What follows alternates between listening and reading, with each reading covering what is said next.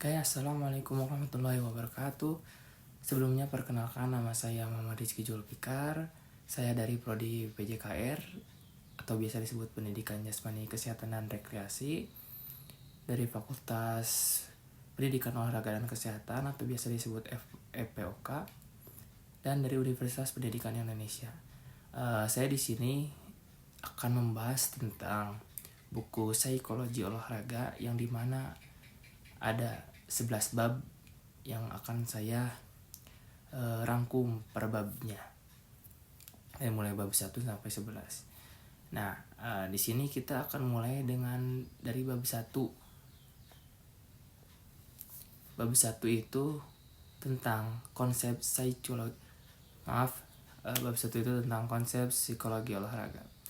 Nah, apa sih konsep psikologi olahraga? Nah, sebelum abad ke-19, ketika psikologi menjadi bagian dari ilmu filsafat, psikologi yang secara etimologis berasal dari bahasa Yunani, yakni psyche yang berarti mind, soul atau jiwa, dan logos yang berarti study atau ilmu, dimaknai sebagai studi tentang jiwa atau ilmu tentang perilaku. Baru pada akhir abad ke-19, psikologi tampil sebagai disiplin ilmu tersendiri, dan sejak saat itu psikologi mengalami perluasan makna. Diartikan sebagai suatu ilmu pengetahuan yang mempelajari semua aspek perilaku manusia, baik kognitif, afektif, maupun psikomotor. Nah, ditinjau dari semua sudut yang menyajikan prinsip-prinsip elementer, esensial, dan juga universal, psikologi mempersoalkan inti dari jiwa manusia dan nilainya bagi manusia. Dengan begitu, mempelajari psikologi berarti mempelajari seluk-beluk gejala perilaku dan pengalaman manusia guna memperoleh pemahaman yang lebih baik. Nah, sampai saat ini, olahraga kian meluas dan memiliki makna sebagai sebuah fenomena yang bersifat global, mencakup wilayah kajian hampir semua sendi-sendi kehidupan manusia. Olahraga mempengaruhi dan dipengaruhi oleh bidang-bidang lain seperti pendidikan, ekonomi, politik, sosial budaya, psikologi, sosiologi, fisiologi, dan lain-lain. Luasnya wilayah kajian olahraga merupakan awal yang mengiring banyak pihak memberikan tilikan yang berlainan tentang olahraga. Namun demikian, yang terpenting adalah olahraga harus dipandang sebagai perilaku gerak manusia yang bersifat universal. Perilaku gerak yang tidak hanya berorientasi pada tujuan aspek fisik semata, tetapi juga aspek psikis. Olahraga sebagai perilaku gerak manusia adalah media untuk mengekspresikan tubuh dan jiwa secara harmonis. Untuk itu, olahraga sebagai aktivitas yang memunculkan perilaku tidak dapat dipisahkan dari aspek-aspek psikis yang melekat secara inheren di dalam aktivitas tersebut. Dalam perkembangannya sampai saat ini, psikologi olahraga digunakan untuk dua kepentingan utama, yaitu kepentingan klinis dan pendidikan.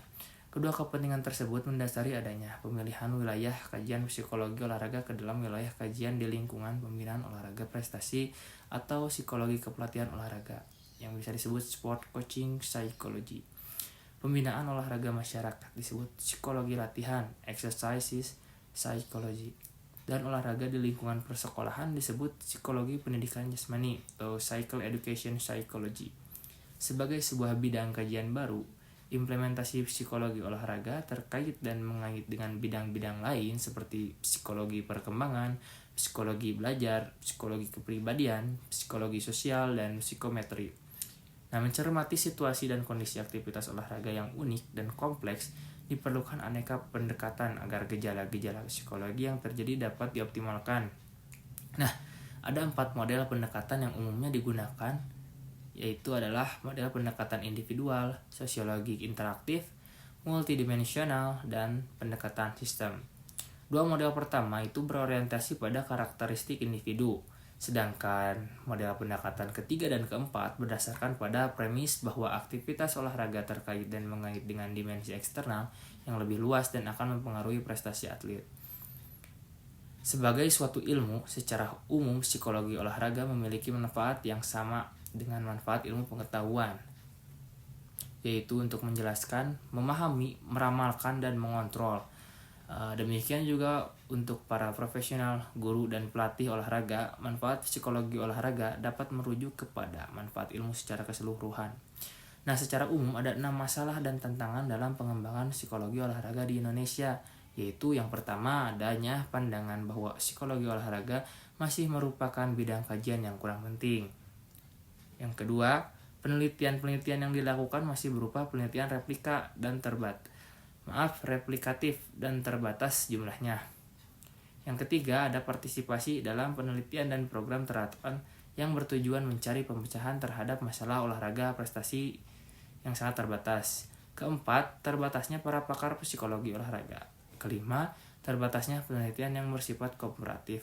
Yang keenam adalah penelitian-penelitian yang dilakukan masih bersifat sporadis. Nah, mungkin cukup sekian materi dari bab 1 yang akan saya sampaikan. Kembali lagi kita selanjutnya ke bab 2. Sampai jumpa di video selanjutnya.